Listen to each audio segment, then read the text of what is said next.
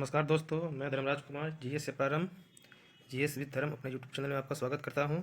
दोस्तों, हमने इससे पहले वाले वीडियो में अपने थ्योरेटिकल पार्ट में भारत के संविधान की विशेषताओं के बारे में हम लोग जाना था। आज हम लोग भारतीय संविधान से बनने वाले जितने भी प्रीवियस ईयर क्वेश्चन हैं उसको हम लोग दोस्तों देखेंगे। तो चलिए दोस्तों, हम लोग शुरू करते हैं। पहला क्वेश्चन है दोस्तों, विश्व का सबसे बड़ा लिखित एवं सर्वाधिक व्यापक संविधान किस देश का है। मतलब आपको बताना है कि विश्व का सबसे बड़ा लिखित संविधान किस देश का है। तो ऑप्शन दिया है दोस्तों, पहला ऑप्शन है ब्रिटेन। तो आपको पता होना चाहिए जो ब्रिटेन का संविधान है दोस्तों, ये क्या है, ये लिखित नहीं है, ये क्या है, अलिखित संविधान है। और आपको ये भी पता होना चाहिए कि विश्व का सबसे प्राचीनतम जो संविधान है, सबसे प्राचीन संविधान जो है वो किसका है, वो ब्रिटेन का ही है। ये भी आप याद रखिएगा। अगर बात करेगा कि विश्व का सबसे प्राचीन संविधान की सिर्फ बात करेगा तो ब्रिटेन का नाम लीजिएगा। अगर विश्व का पहला लिखित संविधान की बात करेगा तो आपका आ जाएगा यूएसए का। लेकिन यहाँ आपसे क्या पूछ रहा है, विश्व का सबसे बड़ा लिखित संविधान। तो सबसे बड़ा लिखित संविधान किसका है, तो भारत का है। यूएसए का भी दोस्तों है लिखित, लेकिन ये क्या है, ये सबसे बड़ा नहीं है, क्योंकि इसमें बताए थे आपको कितने हैं, इसमें 7 अनुच्छेद हैं। कितने अनुच्छेद हैं, 7 अनुच्छेद हैं। चलिए दोस्तों, इसका आंसर क्या हो जाएगा, इसका आंसर हो जाएगा आपका भारत हो जाएगा। चलिए दोस्तों, अगला क्वेश्चन हम लोग देखते हैं। अगला क्वेश्चन है दोस्तों, भारतीय संविधान कैसा है। आपको बताना है कि जो हमारा भारतीय संविधान है वो कैसा है। तो ऑप्शन दिया है दोस्तों, पहला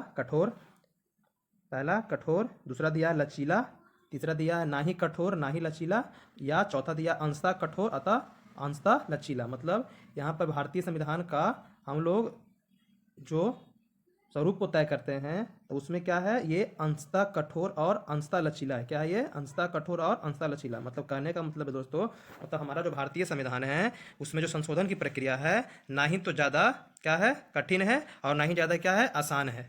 उसी के आधार पर हम क्या कहते हैं कि जो हमारा भारतीय संविधान है वो अंशतः कठोर और अंशतः लचीला है। तो हमारा आंसर क्या हो जाएगा, अंशतः कठोर और अंशतः लचीला। आगे आते हैं दोस्तों, अगला क्वेश्चन है आपका, भारत का संविधान किस प्रकार का है। भारत का संविधान किस प्रकार का, नम्य या अनम्य। नम्य मतलब होता है क्या, अंशतः लचीला कहते हैं, और अनम्य मतलब होता है अंशतः कठोर। लेकिन हमारा जो संविधान है दोस्तों वो क्या है, दोनों का मिश्रण है। मतलब नम्य और अनम्य का क्या है, मिश्रण है। तो हमारा आंसर क्या हो जाएगा, नम्य और अनम्य दोनों हो जाएगा। हमारा संविधान क्या है, नम्य और अनम्य का मिश्रण है। चलिए आगे आते हैं दोस्तों। अगला क्वेश्चन है, भारत के संविधान में भारत को माना गया है। मतलब जो हमारा भारतीय संविधान है उसमें भारत को क्या कहा गया है। तो हमारे भारतीय संविधान में भारत को क्या कहा गया है, राज्यों का यूनियन। मतलब कि भारत क्या है, राज्यों का एक संघ है। मतलब हमारे संविधान के जो अनुच्छेद 1 है, जो हमारा अनुच्छेद 1 है उसमें क्या कहेगा, जो भारत है वो राज्यों का संघ है। तो आपका आंसर क्या हो जाएगा, राज्यों का यूनियन हो जाएगा दोस्तों। आगे आते हैं, अगला क्वेश्चन है, भारत एक धर्मनिरपेक्ष देश है, इसका तात्पर्य क्या है। मतलब आपको बताना है कि धर्मनिरपेक्ष का मतलब क्या है। तो यहाँ पर देखिए ऑप्शन दिया है, क्या क्या ऑप्शन दिया है। तो पहला ऑप्शन आपको दिया है कि सभी नागरिक कानून के सामने समान है। मतलब ये तो आपको धर्म को लेकर के बात नहीं कर रहा, तो ये आपका होगा नहीं। अगला देखिए, उसका राज्य स्तर पर कोई धर्म नहीं है। मतलब ये सही है। धर्मनिरपेक्ष का मतलब होता है दोस्तों कि जो सरकार है या राज्य है उसका कोई क्या होता है, कोई धर्म नहीं होता। मतलब कि अगर मान लीजिए राज्य का ही अपना धर्म हो जाएगा तो क्या होगा, एक विभेदकारी भाव लोगों में क्या हो जाएगा, उत्पन्न हो जाएगा। तो धर्मनिरपेक्ष या पंथ निरपेक्ष का मतलब होता है दोस्तों, राज्य का अपना कोई धर्म नहीं होता है। आगे आते हैं दोस्तों, अगला क्वेश्चन आपका है, आपको बताना है कि निम्नलिखित कथनों में कौन सही है। यहाँ पर आपको कुछ ऑप्शन दिए हुए हैं, यहाँ पर बताना है कि इनमें से कौन सा जो ऑप्शन है क्या है वो सही है। तो पहला दिया है आपको क्या, भारतीय संविधान अध्यात्मक है। मतलब कि जो भारतीय संविधान है क्या वो अध्यात्मक है। तो ये क्या है, गलत है। अध्यात्मकता का मतलब होता है दोस्तों कि वैसे संविधान जिसमें क्या होता है, जो वास्तविक शक्ति होती है वो राष्ट्रपति के क्या हो, अधीन होती है। मतलब कि राष्ट्रपति के अंडर में ही होती है। राष्ट्रपति क्या होता है, वास्तविक प्रधान होता है। लेकिन हमारे भारत में क्या होता है, हमारे भारत में राष्ट्रपति क्या होता है, वास्तविक प्रधान नहीं होता, बल्कि क्या वो नाम मात्र का प्रधान है। जो अमेरिका में है दोस्तों, अमेरिका में ये अध्यात्मक संविधान है। वहाँ पर यह भी याद रखना है, जो कार्यपालिका और विधायिका होती है दोनों क्या होती है, एक दूसरे से स्वतंत्र होती है। लेकिन हमारे भारत में क्या होता है, जो कार्यपालिका है ये किसके अधीन होती है, इस पर किसका नियंत्रण होता है, इस पर हमारे विधायिका का, मतलब कि हमारे संसद का नियंत्रण होता है दोस्तों। और ये क्या होती है, कार्यपालिका, जितने भी कार्यपालिका होते हैं वो क्या होते हैं, संसद मतलब कि लोकसभा के प्रति उत्तरदायी होते हैं। तो आपका क्या होगा, ये आंसर नहीं होगा। अगला देखिए, अगला क्वेश्चन, अगला ऑप्शन क्या कहता है। अगला ऑप्शन है भारत नाम मात्र का राजतंत्र है, मतलब भारत में ये भी, हमारे भारत में राजतंत्र की प्रक्रिया तो है नहीं दोस्तों, तो ये भी ऑप्शन क्या है, गलत है। अगला है भारत एक कुलीन तंत्र है। कुलीन तंत्र का मतलब होता है दोस्तों कि किसी भी देश की जो शासन व्यवस्था है वो कुछ धनिक व्यक्तियों के हाथों में है। तो हमारे भारत में तो ऐसा नहीं है। तो हमारे भारत में कौन सी शासन व्यवस्था है, तो हमारे भारत में संसदात्मक प्रजातंत्र है, मतलब कि संसदीय प्रजातंत्र हमारे भारत में है, जो ब्रिटेन के संविधान से लिया गया है। तो हमारा आंसर क्या हो जाएगा, हमारा आंसर हो जाएगा ऑप्शन 4। आगे आते हैं दोस्तों, अगला क्वेश्चन। अगला क्वेश्चन आपका है भारतीय संविधान के संबंध में कौन सा कथन सही है, मतलब कि आपको बताना है कौन सा कथन इसमें से सही है। तो पहला है, या एक मौलिक संविधान, मतलब हमारा जो भारत है वो क्या, एक मौलिक संविधान। मौलिक संविधान कहने का मतलब कि ये एक ऐसा संविधान है जिस पर किसी दूसरे देश का या बाह्य सोर्सों का प्रभाव नहीं है। लेकिन ये क्या है, गलत है। हमारे संविधान में क्या है, बाह्य सोर्सों का प्रभाव है, मतलब दूसरे देशों से क्या है, बहुत सारी जो अच्छी बातें हैं उसको क्या की गई, संग्रहित की गई है। तो हमारा ये तो होगा नहीं दोस्तों। आगे आते हैं, अगला ऑप्शन क्या कहता है। तो अगला ऑप्शन कहता है कि यह दूसरे देशों के संविधान से प्रभावित है। ये क्या है ऑप्शन, ये आपका सही, आपसे सही पूछ रहा है। हमारे आपको बताए थे कि हमारे भारत में जो संविधान के सोर्स हैं वो दो प्रकार के हैं, एक आंतरिक स्रोत है और एक बाह्य स्रोत है। बाह्य स्रोत मतलब कहने का मतलब जो विदेशी स्रोत है, जैसे आपका ऑस्ट्रेलिया से कुछ बातें ली गई है, अमेरिका से कुछ बातें ली गई है, कनाडा से हो गया, आयरलैंड से हो गया। तो इस तरह से क्या है, दूसरे देशों से हमारा संविधान प्रभावित है दोस्तों। तो हमारा आंसर क्या हो जाएगा, ये दूसरे देशों के संविधान से प्रभावित है। आगे आते हैं दोस्तों, बाकी जो आपका ये ऑप्शन दिया है ये तो गलत है, क्योंकि ये कह रहा है कि ये दूसरे देशों के संविधान से बिल्कुल नकल है। बिल्कुल नकल नहीं है दोस्तों, तो ये गलत है। और यहाँ पर ऑप्शन दिया है सभी गलत है, सभी गलत नहीं है। ये आपका क्या है, ये ऑप्शन सही है। आगे ये अगला क्वेश्चन क्या कहता है। अगला क्वेश्चन कहता है दोस्तों, निम्नलिखित में से कौन सा कथन सही है। इनसे बताना है आपको कौन सा कथन क्या है, सही है। कुछ यहाँ पर ऑप्शन दिए हुए हैं, उसमें बताना है कौन सा कथन सही है। तो हम देखते हैं क्या क्या ऑप्शन दिया हुआ है। पहला ऑप्शन दिया है भारत का संविधान भारत में संसदीय पद्धति की सरकार की व्यवस्था करता है। आपको बता दिया कि भारत में जो शासन पद्धति कैसे संसदीय है, ये भी क्या है, ये आपका सही है। ये क्या है, आपका सही है। अगला है भारतीय संविधान द्वारा स्वतंत्र न्यायपालिका की घोषणा की गई। ये भी क्वेश्चन आपका क्या है, सही है। हमारे भारत में क्या है, जो न्यायपालिका है वो क्या है, स्वतंत्र है। उस पर ना कार्यपालिका का ना विधायिका का नियंत्रण है, क्या है, ये स्वतंत्र है। भारतीय संविधान भारत में विधि के शासन की व्यवस्था करता है। ये भी ऑप्शन क्या आपका सही है। हमारे भारत में क्या है, जो कानून है वो कानून सभी के लिए एक समान है, मतलब कोई भी कानून हो, या उच्च वर्ग का व्यक्ति हो या निम्न वर्ग का व्यक्ति हो, वो क्या है, विधि सबके लिए क्या है, एक समान है दोस्तों। तो यहाँ पर क्या हो जाएगा आपका ऑप्शन 4, मतलब कि उपयुक्त सभी। ये तीनों के ऑप्शन आपका सही है। आगे आते हैं दोस्तों, अगला क्वेश्चन। अगला क्वेश्चन है दोस्तों, निम्नलिखित में कौन सा कथन सही नहीं है। आपको बताना है इसमें से कौन सा कथन सही नहीं है। तो पहला कथन क्या है, भारतीय संविधान निर्मित, लिखित और सर्वाधिक व्यापक है, मतलब ये ऑप्शन सही है। जो भारतीय संविधान क्या बता दी थी, लिखित है और सर्वाधिक क्या है, विशाल है। ये ऑप्शन पहला आपका सही है। अगला है भारत का संविधान प्रभुत्व संपन्न, लोकतंत्रात्मक, पंथ निरपेक्ष तथा समाजवादी संविधान है। ये भी आपका सही है। जो हमारी प्रस्तावना है, तो प्रस्तावना में ये सभी बातें क्या कही है, समाहित की गई है हमारे भारतीय संविधान के प्रस्तावना में दोस्तों। तो ये दूसरा ऑप्शन आपका सही है। तीसरा ऑप्शन है दोस्तों, भारतीय संविधान में मूल अधिकार का समाविष्ट किया गया है। ये भी सही है। हमारे भारतीय संविधान में मूल अधिकार दिया गया है, जो मूल संविधान में ही जब हमारा संविधान लागू हुआ था उसी समय से है।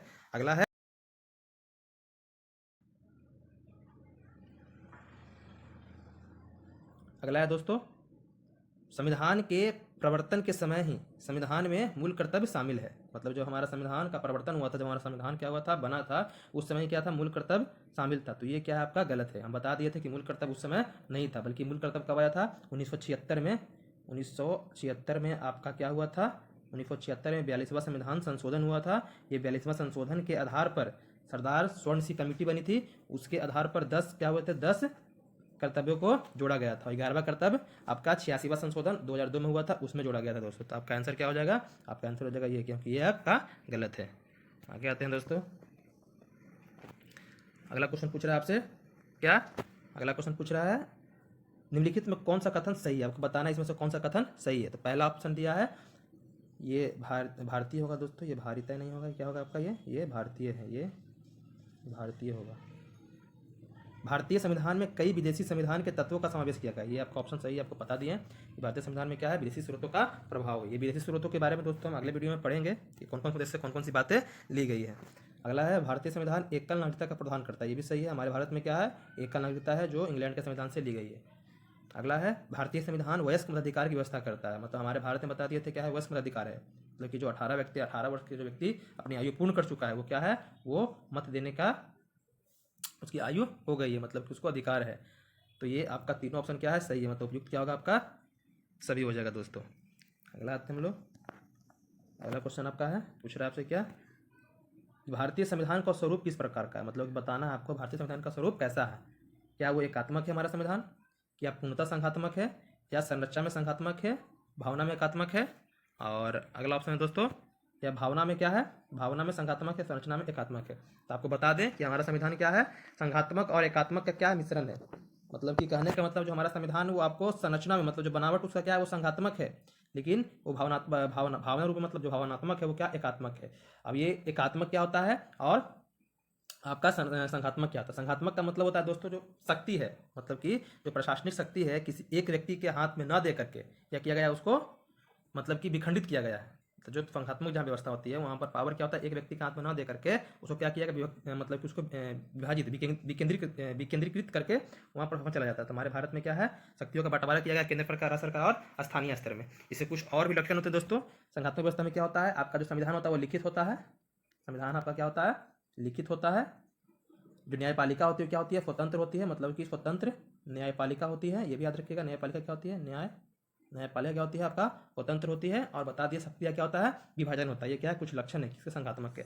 और एकात्मक का मतलब होता है दोस्तों, एकात्मक मतलब होता है कि हमारे संविधान में, हमारे संविधान के जो अनुच्छेद 1 है उसमें कहा गया है क्या, कि भारत क्या राज्यों का संघ है। मतलब इससे कोई भी जो राज्य है मतलब वो अलग होकर के एक अपना स्वतंत्र देश नहीं बना सकता है। इसके अलावा कि जो जो अतिरिक्त शक्तियाँ होती हैं वो, मतलब जिसको हम लोग अवशिष्ट शक्तियाँ कहते हैं, उसको किसके पास दिया गया है, तो वो केंद्र के पास दिया गया है। मतलब कि जो राज्य सरकार है, राज्य सरकार, तो राज्य सरकार को तो स्वायत्ता दी गई है, लेकिन ऐसा भी स्वायत्ता मतलब कि उनको अपने राज्य के कानून बनाने के लिए नहीं दी गई है जो क्या वो गैर संवैधानिक हो। मतलब कि वो भी संविधान के दायरे में रह करके अपना कानून व्यवस्था को बना सकते हैं, अपने देश अपने राज्य के लिए कानून या विधि व्यवस्था उसको बना सकते हैं। इसका क्या हो जाएगा आपका आंसर, ये हो जाएगा स्वरूप कैसा उसका, संघात्मक और एकात्मक आपका दोनों होगा दोस्तों। आइए हम लोग अगला ऑप्शन देखते हैं। अगला क्वेश्चन क्या आपको पूछता है, अगला पूछ रहा है आपसे, भारतीय संविधान के संदर्भ में कहा जाता है कि, मतलब कि जो भारतीय संविधान के बारे में क्या कहा जाता है। ये मौलिक संविधान है, तो बता दिए कि ये मौलिक संविधान नहीं है क्योंकि इसे बहुत सारे देशों का प्रभाव है। अगला है ऑप्शन, वकीलों का स्वर्ग है।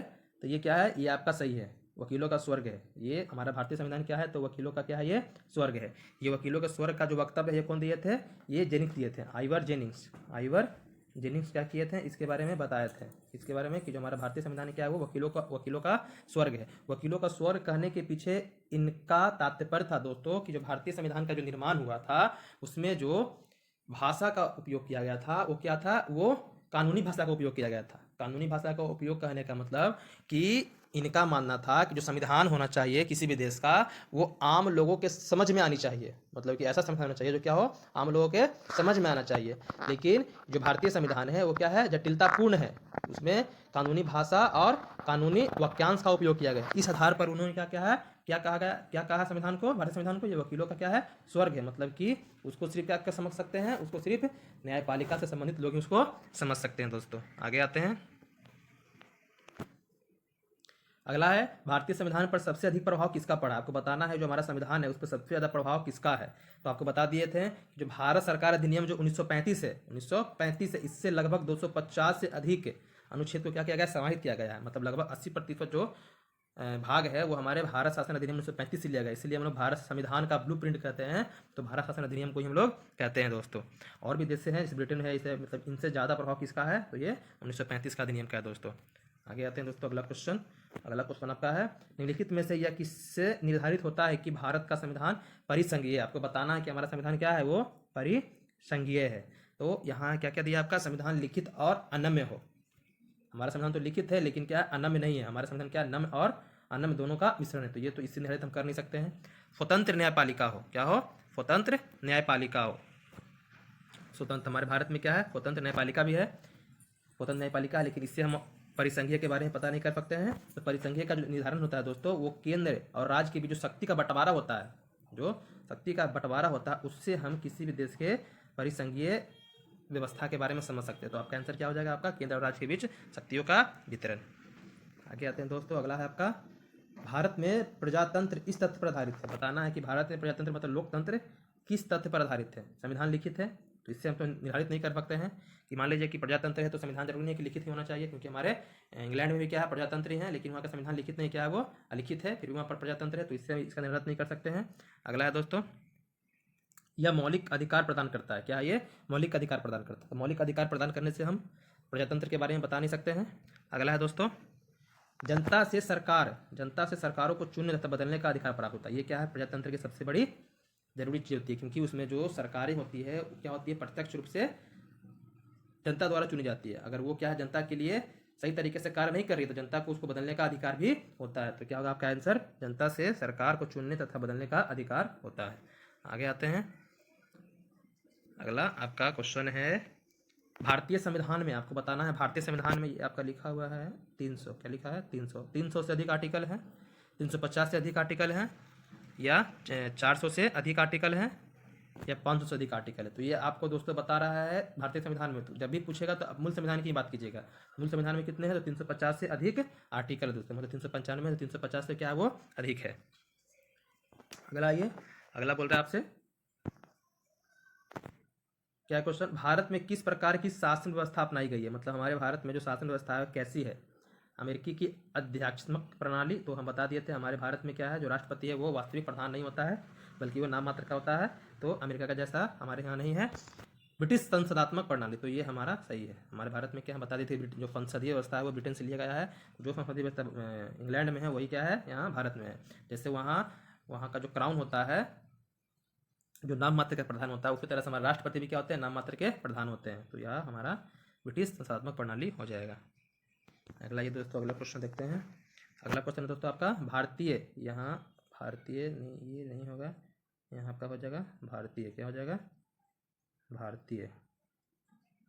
भारतीय राजनीतिक व्यवस्था में इनमें से कौन सर्वोच्च है? मतलब आपको बताना है जो भारतीय की राजनीतिक व्यवस्था है उसमें सबसे ऊपर किसका स्थान है? सर्वोच्च न्यायालय का, संविधान का, संसद का, धर्म का। आपको बता दिए थे सबसे सर्वोच्च कानून कौन है तो हमारे देश का, तो वो संविधान है। कौन है? ये संविधान है। इसी संविधान का संरक्षक कौन होता है? तो ये होता है सर्वोच्च न्यायालय होता है। आगे देखते हैं दोस्तों, भारतीय संविधान का अभिभावक कौन होता है? अभिभावक मतलब कि बता दिए थे कि हमारा भारतीय संविधान का जो संरक्षक होता है, गार्जियन होता है, वो कौन होता है? सर्वोच्च न्यायालय होता है दोस्तों। आगे आते हैं, अगला क्वेश्चन है दोस्तों, भारत में वयस्क मताधिकार की उम्र क्या है? तो भारत में बताए थे कि वयस्क मताधिकार कितना, 18 वर्ष। जब हमारा मूल संविधान लागू हुआ था तो उसमें कितना था? 21 वर्ष था। कितना था? 21 वर्ष। लेकिन हम बताए थे कि 61वां संविधान संशोधन होता है। 61वां संविधान संशोधन कब होता है? तो 1989 में होता है।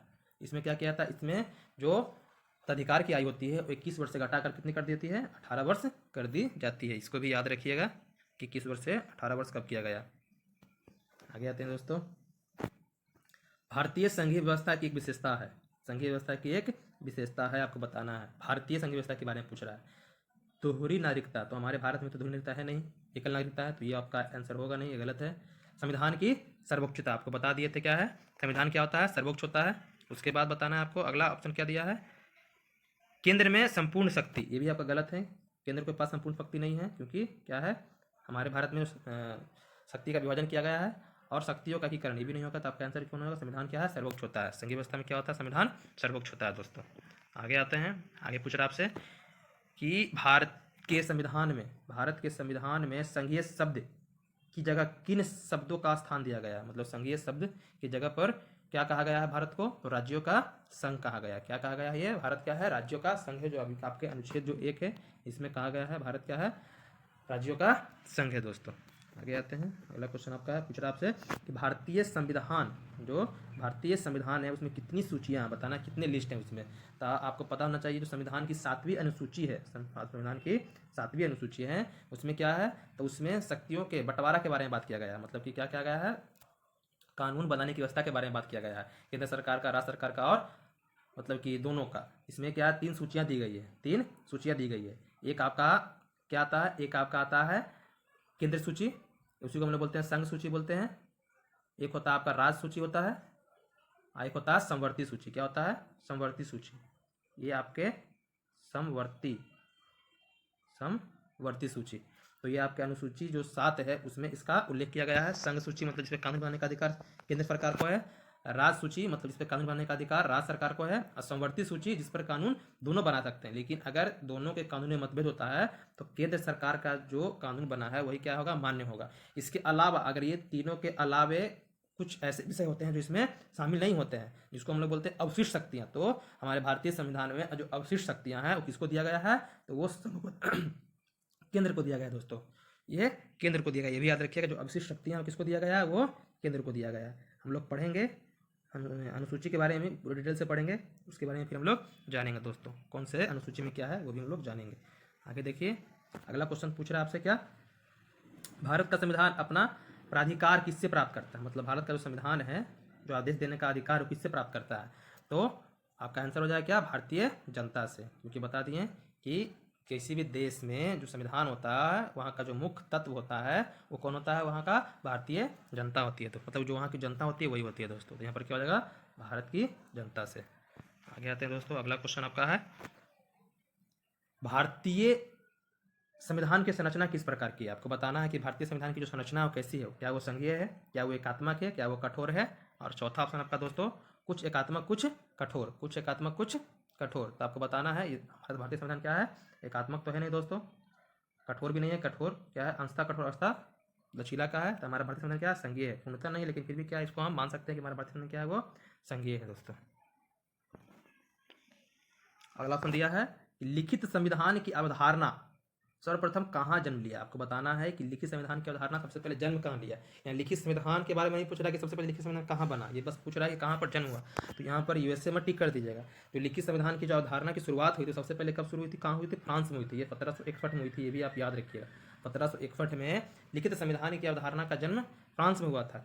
लेकिन वहाँ पर जो राजतंत्रीय व्यवस्था थी, जो वहाँ के राजा थे वो क्या थे, निरंकुश थे। इसलिए वहाँ पर जो लिखित संविधान की जो शुरुआत हुई थी वो मतलब कि वो बन नहीं सका था। तो वो जो सबसे पहला लिखित संविधान बनता है विश्व में वो किसका बनता है, वो संयुक्त राज्य अमेरिका का बनता है, जो 1785 में बनता है। 1700 क्या बनता है, 85 में बनता है। और ये 1789 में 2 साल बाद 1789 में क्या होता है, ये लागू हो जाता है। इसलिए हम कहते हैं कि विश्व का पहला लिखित संविधान किसका है, ये आपका अमेरिका का है। और ये फ्रांस का होता है। फ्रांस में जब ये राजशाही शासन खत्म होती है तो 1751 में क्या होता है, आपका लिखित संविधान लागू होता है दोस्तों। ये भी आप याद रखिएगा। तो इसका आंसर क्या हो जाएगा, आपका फ्रांस हो जाएगा। आगे आते हैं दोस्तों, अगला क्वेश्चन है, आध्यात्मिक शासन का उदय सर्वप्रथम किस देश में हुआ था। हम बताएं आध्यात्मिक मतलब कि जहाँ पर वास्तविक शक्ति होती है वो किसके पास होता है, राष्ट्रपति के पास होता है।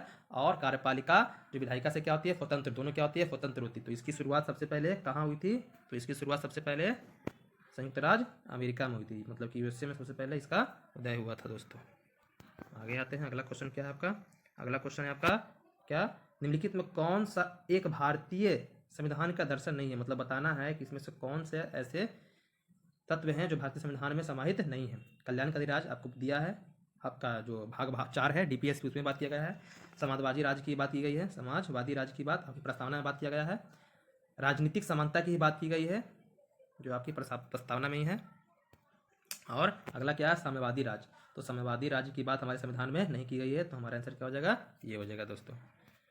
आगे आते हैं दोस्तों, अगला क्वेश्चन क्या है आपका, अगला क्वेश्चन आपसे पूछ रहा है दोस्तों कि भारत में राजनीतिक व्यवस्था के मूलभूत लक्षण है। आपको बताना है कि जो राजनीतिक व्यवस्था है उसके मूलभूत लक्षण कौन है। यहाँ पर 4 ऑप्शन दिए, उसमें से बताना है सही उत्तर कौन है। तो क्या यह लोकतांत्रिक गणतंत्र है, तो ये आपका सही है। हमारे भारत में क्या है, लोकतांत्रिक गणतंत्र है। इसमें संसदात्मक रूप से सरकार है, ये भी सही है। हमारे यहाँ संसदीय व्यवस्था है। सर्वोच्च सत्ता पर भारत जनता नीति है, ये भी सही है। यह एक एकीकृत शक्ति का प्रावधान करता है। तो हमारे भारत में एकीकृत शक्ति का प्रावधान नहीं है। हमारे भारत में क्या है, जो शक्ति को किया गया है विकेंद्रीकृत किया गया है, ये आप ध्यान रखिएगा। तो क्या हो जाएगा ऑप्शन 1 2 3 हो जाएगा दोस्तों। मतलब यहाँ आंसर हो जाएगा आपका 1 2 3। आगे आते हैं दोस्तों, क्या दिया है, पूछ रहा है आपसे निम्नलिखित में से कौन सी विशेषता भारतीय संघ एवं अमेरिकी संघ दोनों में क्या है, साझी है। मतलब कि जो भारतीय संघ है और अमेरिकी संघ है दोनों में क्या है, एक समान है। तो एकल नागरिकता ये नहीं हमारे भारत में लेकिन अमेरिका में नहीं है, तो ये तो होगा नहीं। दोहरी नागरिकता ये भी नहीं होगा, हमारे भारत में लेकिन अमेरिका में नहीं है। फिर क्या पूछ रहा है आपसे, संविधान की 3 सूचियाँ, तो हमारे भारत में लेकिन अमेरिका के संविधान में 3 सूचियाँ के बारे में बात नहीं किया गया है। संविधान की व्याख्या के लिए संघीय उच्चतम न्यायालय, हाँ ये भी आप याद रखिएगा। जो सबसे उच्चतम मतलब संविधान का जो व्याख्या करता होता है क्या होता है, वो उच्चतम न्यायालय होता है। ये हमारे संविधान में भी है और अमेरिका के संविधान में भी है। तो आपका आंसर क्या हो जाएगा, ये होता है। ये भी याद रखिएगा, पूछेगा आपका कि संविधान का व्याख्याकर्ता कौन होता है, तो सर्वोच्च न्यायालय मतलब उच्चतम न्यायालय होता है। आगे आते हैं, अगला क्वेश्चन क्या है, निम्नलिखित में कौन भारतीय राज्य व्यवस्था में सर्वोच्च है। मतलब आपको बताना है कि जो भारतीय राज्य व्यवस्था है उस पर सर्वोच्च कौन है। तो ऑप्शन दिया आपको, क्या संसद है, संसद सर्वोच्च नहीं है, धर्म सर्वोच्च नहीं है, सर्वोच्च कौन है आपका, संविधान। मतलब जो संविधान है वो क्या है, सर्वोच्च कानून है। क्या है, सर्वोच्च कानून है।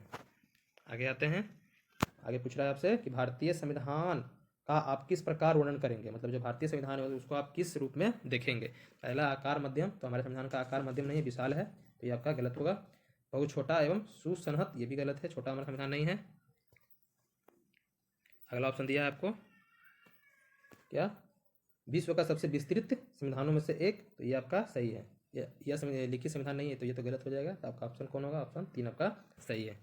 आगे आते हैं दोस्तों, भारतीय संविधान मान्यता प्राप्त करता है। भारतीय संविधान किसको मान्यता प्राप्त करता है, ये आपको बताना है। क्या दिया है, केवल धार्मिक अल्पसंख्यक, तो हमारे भारतीय संविधान केवल धार्मिक अल्पसंख्यक को मान्यता प्राप्त नहीं करता है, ये गलत है। केवल भाषाई अल्पसंख्यक, ये भी गलत है। जो हमारा आर्टिकल 29-30 से 29-30, इसमें क्या कहा गया है, अल्पसंख्यक किनको माना गया है, धार्मिक और भाषाई, ये दोनों क्या है, धार्मिक और भाषाई आधार पर क्या क्या अल्पसंख्यक को मान्यता दी गई है। आगे देखिए, अगला ऑप्शन क्या दिया आपको, अगला ऑप्शन दिया है दोस्तों, भाषाई एवं धार्मिक एवं भाषाई अल्पसंख्यक को। ये आपका सही है, क्या बता दिए कि जो आर्टिकल अनुच्छेद 29-30 है उसमें धार्मिक एवं भाषाई आधार पर ही अल्पसंख्यक को मान्यता दी गई है। यहाँ पर एक ऑप्शन और दिया, उसको भी हम देख लेते हैं, ये क्या कहता है, ये कहता है धार्मिक भाषाई एवं नृजातीय अल्पसंख्यक। तो नृजातीय अल्पसंख्यक की बात हमारे संविधान में नहीं की गई है। नृजातीय अल्पसंख्यक मतलब ऐसे होते हैं दोस्तों जो क्या हो, जो एक विशेष नस्ल के हों, जो क्या हो, विशेष नस्ल के हों, उनकी संस्कृति अलग हो, ठीक है, उनको हम लोग क्या कहते हैं, नृजातीय अल्पसंख्यक। मतलब उनकी संख्या क्या है, कम के आधार पर हो, उनकी संख्या आने के मुकाबले कम हो, उनको नृजातीय अल्पसंख्यक कहते हैं, जो विशेष नस्ल के होते हैं।